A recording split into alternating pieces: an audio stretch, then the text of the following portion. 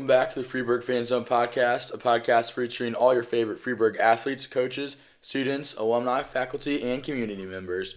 This episode, we hosted 2025 Freeburg football captains Bryon Harbison and Luke Ingram to discuss the team's excellent start to the season and more. Just to note, this episode was recorded last Monday, 4 days before your Freeburg Midgets took down the Columbia Eagles for the homecoming game. Without further ado, let's jump right in. All right, welcome back to the Freeburg Fan Zone podcast. Today I'm here with football seniors Luke Ingram and Bryon Harbison. How are you guys doing this morning? Great. Pretty good. So let's just jump right in. How did each of you get your start playing football?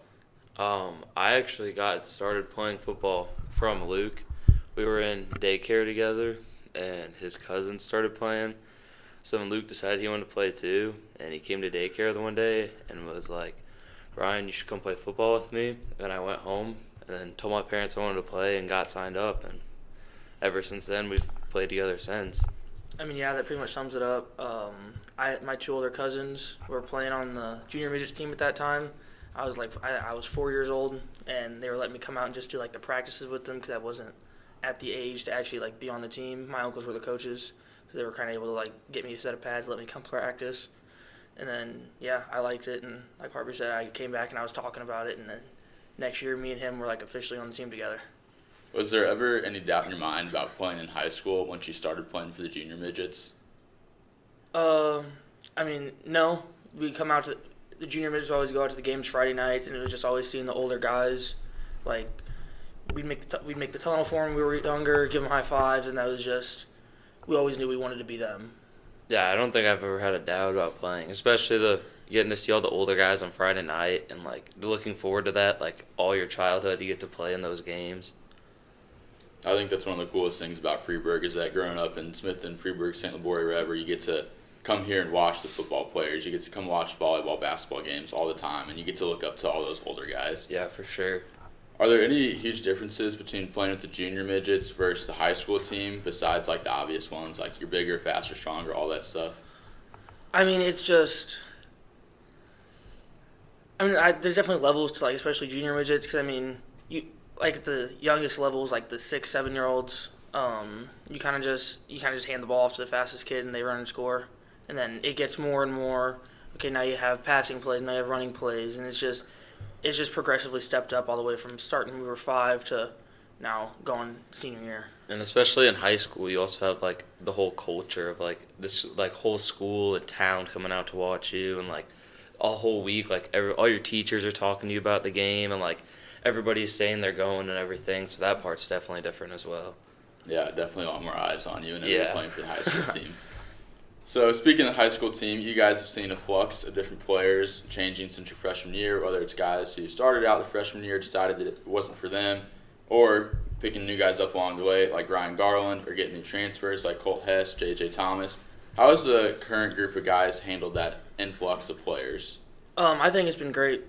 We've all meshed very well. I mean, we all talk outside of school. We all hang out inside of school. We all hang out outside of school. So I think that there's been no issues with bringing them in. And from what I've seen, they're enjoying themselves. We love having them. I mean, Colt is a stud on defense. He's been a real big game changer the past 2 games. JJ, he's killer at wide receiver. Just having a guy that fast, that shifty, makes it a lot easier. Especially gives Joe a lot more options to throw the ball.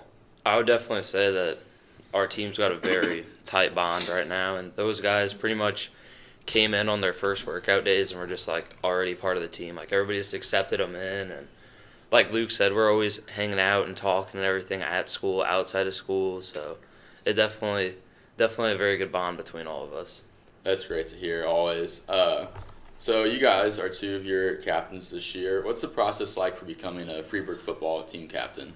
We're kind of just voted on. So me and Bryon, we were, I guess, like the junior captains or the captains in training, as Stu called it, the last year. Which, I mean, that was just, he wanted us to really pay attention to like the captains at the time, which were Jay, Staffco, Maui, and Marshall, and just like see what they do, see what they don't do.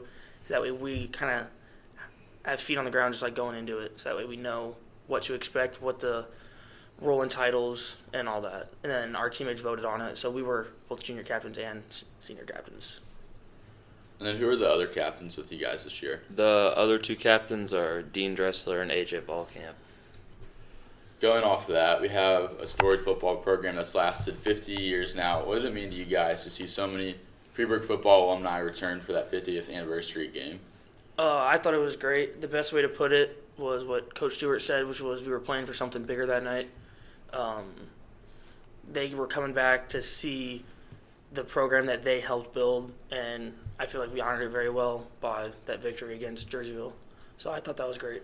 And it was awesome seeing, especially see, the guys that started it, the very first team, those guys walking through, and, you could just see how happy they were, that, how far the programs came and everything, and that was probably the coolest part was seeing, that very first team walk through. I mean, that first team was 50 years ago, Yeah. so it's been, upward almost a whole lifetime of Freeburg football now, Yeah. which is, I'm sure, super cool for them to come back and see that what they started back when they were 16, 17 years old is now this humongous program that everyone wants to come watch every single Friday. Harvey, I got to talk to you after the last game in a Yep. shorter interview for social media about your family's tradition of football here at FCHS, but can you just recap again what it's like to hear your dad and uncles and grandparents talk about all those stories and then being able to carry on that family tradition now? I mean, it's just awesome. I mean, it started out, my dad started playing in high school, and then my uncle started playing Little Knights at the time. So they both started playing. Then my younger cousin started playing too, or my dad's younger cousin started playing.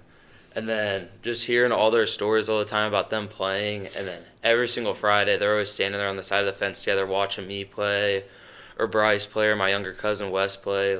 Just always seeing them there supporting us and living their memories through us is just always awesome. Yeah, always. And Luke, is there any family history linked to FCHS football for you as well? You were talking about your uncles and your cousins being involved with the junior midgets earlier. Yeah. I mean, I never had any relatives that went to FCHS. They were all grew up going to Belleville West. Actually, my cousin Dallas started out playing for Little Knights, and then his family moved to Smithton, and then my cousin Caleb lived in Freeburg. So they were in the junior midgets league that was around here. Otherwise, if they were in Belleville, it would have been the Knights, but they moved over here. Yeah, but of course, awesome that Freeburg has had such a strong family bond between sports and passing it through the next generations for every sport too, not just football. Yeah. All right, we're going to take a little break now. When we come back, we're going to play Name That Teammate. All right. We're right in the middle of football season, which means we're meeting under the lights every Friday night to cheer on our midgets to victory. And once again, we are participating in T-Mobile's Friday night 5G Lights sweepstakes. Last year, we were able to come away with $5,000 in prize money, but this year we have our sights set on the grand prize of $1 million makeover to our athletic facilities. You can help us by using the hashtags FN5GL and FN5GL sweepstakes and tagging both T-Mobile and FCHS 77 Athletics when posting pictures or videos from the game to your personal social media accounts. Just interacting with the post from FCHS 77 Athletics will help as well, especially when we release the videos for the sweepstakes. So be sure to use the hashtags and tag T-Mobile and FCHS 77 Athletics when posting from our football games every week underneath the Friday night 5G lights. All right, so welcome back, and now it's time for our brand new game, Name That Teammate. So we got this episode ready a little quick over the weekend here, so I was unable to send out a survey for Freeburg Feud. That's all right, because as Savannah Bananas owner Jesse Cole always says, constraints foster creativity, so we created a new game here. All right.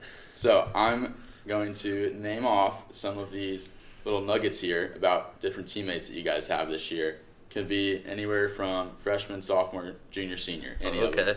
We have, I believe, 6 total players here for you to name. So I'll say the prompt, and then the first one to buzz in can answer. And if that person gets it wrong, the other person can steal. All right. Are you ready? Yep. Which teammate has played football with you both for 13 years straight? Cron. Evan Cron is correct. Which teammate has won 3 championships with the junior midgets? Joe Carmack and Cooper Kisgan. I'll give you that one. It was Cooper Kiskin. He said that one. Which teammate is extremely superstitious and has to go through the exact same pregame routine every week? Joe. Joe is correct. You guys Dude, know you your sniped teammates that one. well. All right, now here's where it starts to get a little bit more exotic, and then, or I don't know, more weird or specific, and they get more specific and weirder as we go on. So, which teammate has had 4 surgeries and also never been in a plane before? 4 surgeries. I'm trying to think of who's had They're surgery. thinking hard about this one here. I know AJ had the one surgery on his knee. Yeah, who? 4 surgeries. It doesn't have to be surgeries in high school. Is it Logan Phillips? It is not Logan Phillips. Oh. He had all those surgeries on his elbow, I remember. Yeah. Man. 4 surgeries and never been on a plane. I'm going to take a shot in the dark, and I'm going to go AJ Volkamp. It's not AJ Volkamp. All right. The person you're looking for was Dean Dressler. Oh, dude, Oh, I know he had surgery on his shoulder. I didn't know. Alright. I didn't know what he had prior to that. I have no idea. Next one here. Which teammate lost his tooth playing driveway hockey and now has a fake one? That was me. Gentry. Is it Luke? What? Is it their discretion? That might have over the been buzzer? pretty close to a tie. Gentry. Well, Luke didn't answer first, so I'm just going to give Luke the point there. And it was Gentry Brentlinger. We're twins. We both have a fake tooth in our retainers. And final one here. Which teammate was almost named Galen? Let's go. How about AJ? It was not AJ. Just going with a shot in the I'm dark there. trying to think of who would tell you that fact. This teammate told me that his parents wanted to name him Galen. Like if he was a girl, or like as a, I don't know if it was a girl or they just changed their minds at the last minute, but shoot, I really don't know. yeah. But think I just about, took a shot. you're on I'm the right not track lying. there. Think about which teammate would really want to share that with the world. Yeah. I'm gonna go. I'll go Jonas Ross. It was Jonas Yeah. Ross. I was about to say that too, and I was like, "There's no way they would name All right, so our final score here today is Luke 4 and Harvey 1. So Luke takes home the crown for the first ever Name That Teammate segment. All right, now back to some football questions. What were your guys' goals and expectations heading into the season, both as a team and then as an individual? Definitely to have a closer bond than we had last year, and obviously to be a successful team and to make the playoffs, but also to make the most fun out of the season as well. I feel like there really weren't necessarily a lot of individual goals. It was kind of like Harvey said, just we're always striving for that state title as far as we can get in the playoffs. So that's really, guys were working, busting their butts in the weight room all off season, busting their butts, putting in extra time in the field all off season, and that's just, we all want the same goal. We all want to just succeed as a team and just be a team and not be a bunch of individuals, which I feel like that is something that we struggled with last year. So you guys started out steamy hot, 3-0, some big wins against Jerseyville and DeSoto, and then went on over to Taylorville, won by a score there. How are you guys preparing week in and week out during that stretch of 3 games? It starts every Monday with the film. Look at what they do. Coaches have it drawn up in their head, like their strengths and their weaknesses and how they match up with our strengths and our weaknesses, and whether that's putting in on defensively new blitzes, new coverages, or offense putting in new plays and formations. But in general, it's just trust the process, and if we can do what we do at top tier, then we'll come out on top. And it also comes down to guys, almost every single guy on the team is always putting in work outside of practice. Like every Saturday morning after the game, coach posts the film, and you'll always see guys on there looking at it throughout the whole school week, evaluating what they can do better, and they're watching the film for next week to figure out what they need to watch for, what they need to do. So it's definitely more than just what we're doing inside of practice. There's a lot that goes in behind the scenes as well that the guys are doing. Yeah, if you guys ever see a varsity football player at school watching something on their Chromebook, it's probably not YouTube. It's probably just film from the team they're playing that week. How much of your guys' game plan is centered around the other team versus just playing to your own strengths? Well, I mean, you have to look at like how the other, for instance, like offense. We look at the kind of fronts they run. If they run a 3-man, we're probably just going to run it right at them. The 5-man, we might do a little more passing, a little short game. Like it just depends. But in general, it's really just our game. Like we don't. Like I said, if we do what we do at the highest level, then we will succeed. And a lot of these teams we played years prior, so they knew the things that would work the years before, the things that didn't. So, I mean, we game plan a little bit around that, but usually it's just go out and play football usually. Yeah, I mean, most of your games every year are your conference teams. Yeah. And then we played DeSoto and Jerseyville the last 2 years already. So you guys probably, and Priory too. So pretty much every non-conference game but Taylorville you've already played too. So you do have an idea of what you're getting every week. What do you guys think contributed to so much of that success early on in the year? I mean, it was really just we kind of just like found our pace and we just kept the momentum going, and I feel like that trailed all the way even into like the first half of Central. I know the outcome wasn't what we wanted, but I mean that first half of Central, that was some of the best defense I feel like we've played, and all of it was just rolling from our prior success. I would say, especially we came out hot that first game against DeSoto, and we kind of got some swagger from that game, and then we just kind of kept rolling on with that, and it just kept going. And I definitely think it's, even though the outcome of Breeze wasn't what we wanted, I still think we have that swagger, and we're still ready for the weeks ahead. So yeah, I think you guys definitely set the tone in week 1 against DeSoto, and it was a big home game. You had another home game the next week, and I think that those 2 games, getting such big wins in front of a home crowd, really helped your swagger a lot. Like, that's what it was. And, of course, you guys have some young players like Cooper Kiskin and Joe Carmack stepping up before you, making a lot of big plays and just being such huge parts of your guys' game every week. What's it been like seeing those younger guys step up like that? It's been awesome watching them step up and be such crucial roles. But when they've played since – I've been watching them play since they were 5, 6, 7 years old, whenever my dad was coaching them whenever they were younger. And really, I'd always be on the sidelines watching them play and stuff, and watching them play all the way through, and getting to play on the field with them has been extra special for me with how close of a connection I've had with them throughout the years. Yeah, I mean, I still remember whenever the day that I found out that coach was bringing up 2 freshmen, and I was like, that's something that I've never heard of being done. And it's just been great because, I mean, he brought them up freshman year, and just how much they have already developed going into their sophomore year, and how good they're going to be going into their junior and senior year whenever they're the captains of this team. I think it's great that they're already playing at this high of a level with guys 1 and 2 years older than them. I can't wait to see what they're going to do whenever they're the guys top on top. dogs. Yeah, not very often you see a freshman quarterback in a good football conference like ours. Yeah, and succeeding. Yeah. And that was Joe last year, of course. Now he's a sophomore, but came in halfway through the year last year. And then you guys kind of talked about it already, but going into Breeze on Friday, what do you think went wrong for you in the second half? Because you started out 7-0, going into halftime. It was a great game. You were going back and forth, and then things kind of started to get away from you in the second half there. I think we just we did amazing in the first half. That was one of the best first halves of defensively we've ever had. And we came at halftime, and we were all hype, and I think we were looking too far ahead in the game and came out a little flat, and they put it on us early, and it was hard to get back after that.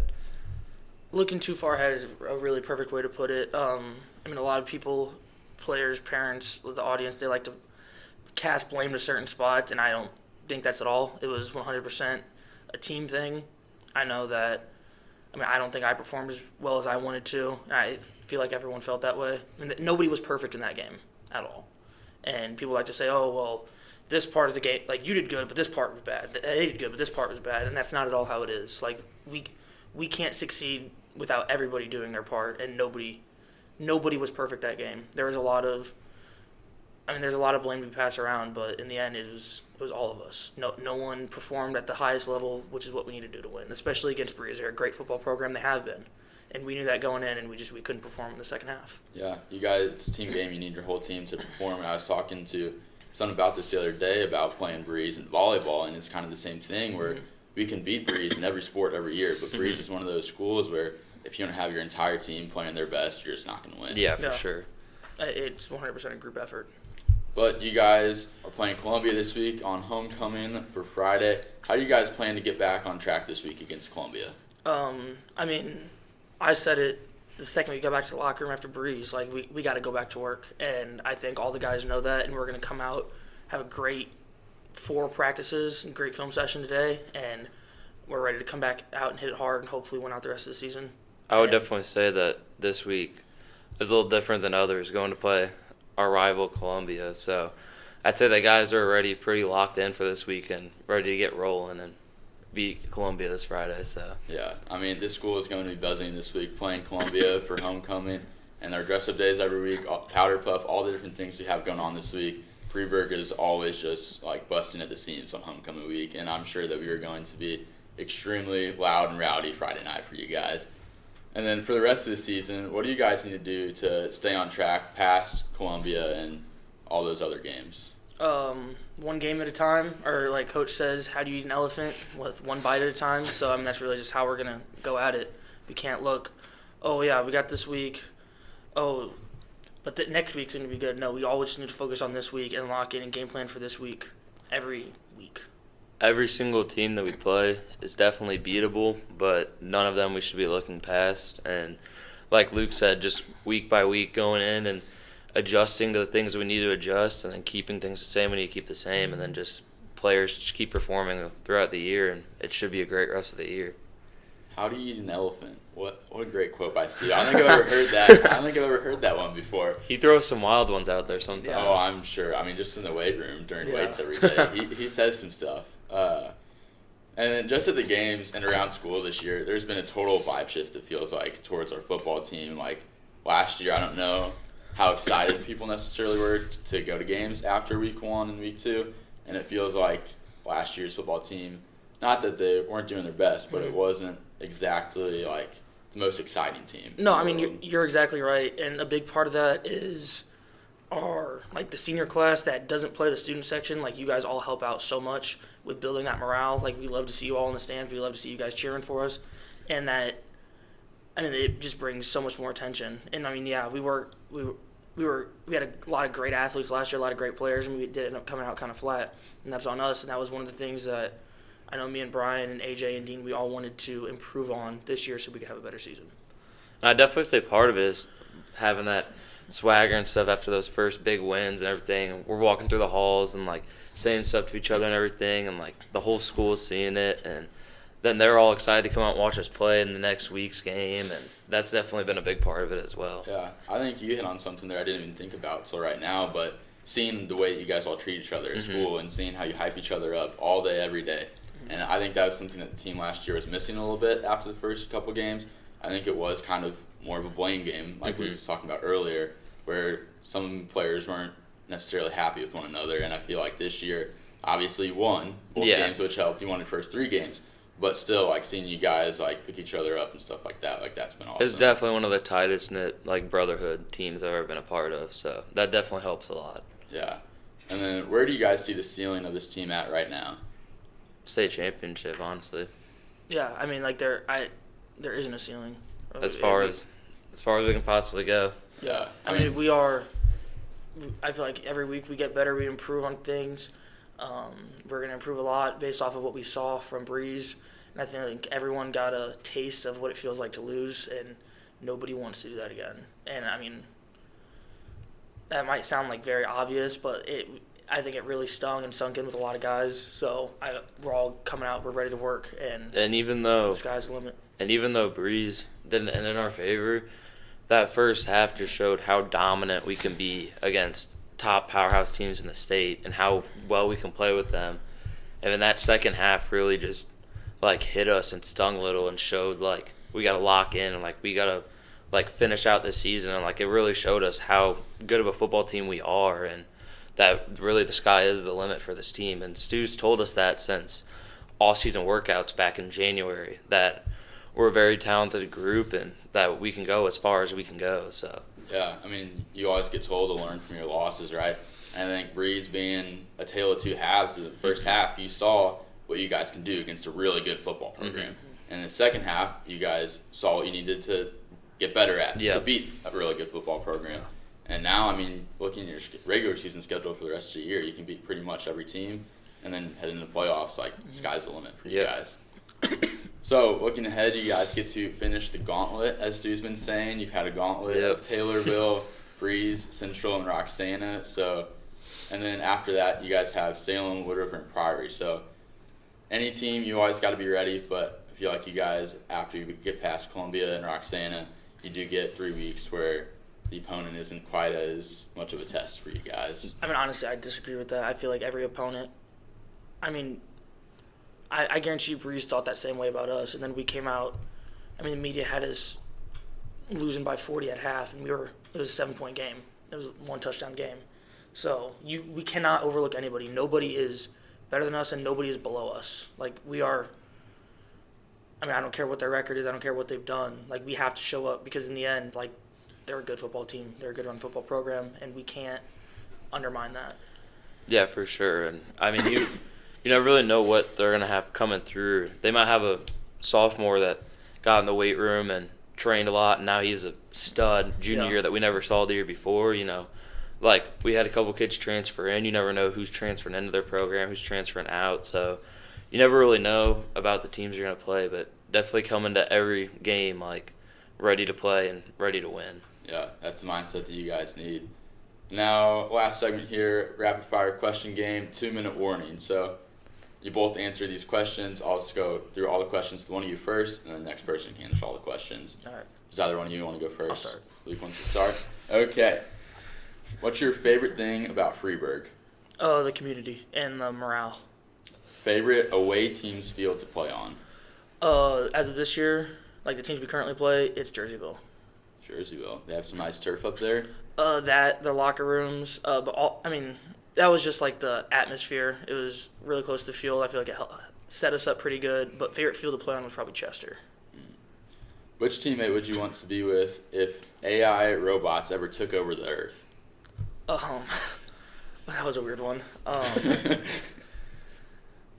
guess probably Jonas Ross, because he's got a lot of land, a lot of places to hide from AI. I've heard that he has some good Boy Scout skills too. Yeah, Awesome. yeah. He has the survival skills. Yes, he does. If you could have any superpower, what would it be and why? Probably I want to fly. Just get everywhere faster. People say super strength, but you can get super strength just by lifting. So I'd say probably flying. That's right. What's your go-to pre or post-game meal? Pre-game, either whatever they have, like the Uncrustables on the bus, or I like to go to Subway, get me a number 11 Subway Club. And then post-game, Don's is pretty good post-game. That's right. What's your favorite moment from your FCHS football career? Probably that whenever I made varsity my sophomore year. First varsity game didn't quite go my way, if you know, you know. But in general, it was something special, and getting to walk out on the field and just be part of that team and those guys, because I'd played with those guys my whole life. So that was probably my favorite part. Yeah, that's awesome. All right, Harvey, your turn now. What is your favorite thing about Freeburg? For sure the community and having so much family, like, in the town and always coming to see me play and everything. Favorite away team's field to play on? Jerseyville's a good one. Those locker rooms are nice. But Taylorville was up there with just the whole, like, atmosphere there and being a completely new field and everything, so. Which teammate would you want to be with if AI robots took over the earth? Honestly, give me Dean.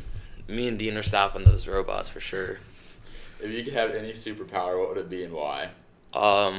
Super speed, so I can run fast. What's your go-to pre- and post-game meal? Usually I go and get me a 6-inch sub from Subway, ham and cheese. Then if it's an away game, hamburger and Uncrustable on the way there on the bus, a little fruit cup. And then after the game, usually Don's or whatever's open, and go and get the grub on after a win. Also, back to that last answer there about your superpower. I played sports with Harbison since we were 5 years old, and if this man could run fast with super speed, I mean, that's just a 5-tool player right there. That's the one skill that Harbison. Fifth tool missing. Yeah, that is Harvey's fifth tool that he needs right there.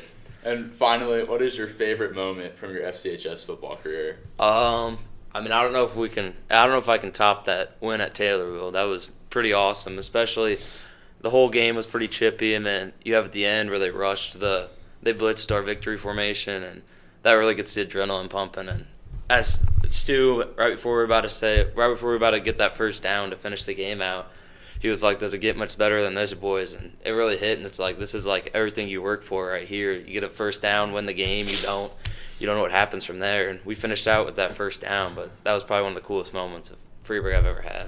Yeah, for sure. All right, that was all I have for you guys. Thank you so much for being here. Thank you. Thank you. Oh, one more thing. Joe and Cooper, you guys good? You need anything?